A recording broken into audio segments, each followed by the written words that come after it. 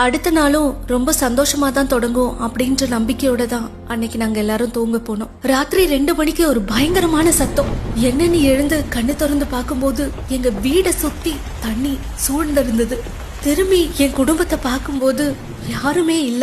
என் பேர குழந்தையோட கை விரல் மட்டும் என்னால பார்க்க முடிஞ்சது. அட்லீஸ்ட் அவளையாச்சும் எப்படியாவது காப்பாத்திடணும் அப்படின்னு சொல்லி நீந்தி அவளை என் கையால பிடிச்சி தூக்கிட்டேன். அதுக்கப்புறம் என் ஒரே லட்சியம், என் உயிரை கொடுத்தாச்சு இவளை நான் காப்பாத்திடணும் அப்படின்னு மட்டும்தான் இருந்தது.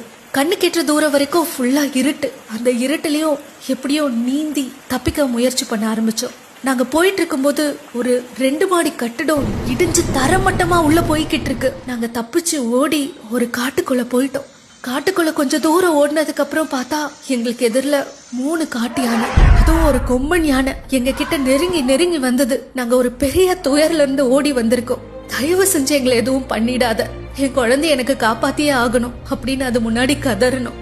அந்த யானைக்கு என்ன தோணுச்சுன்னு எனக்கு தெரியல.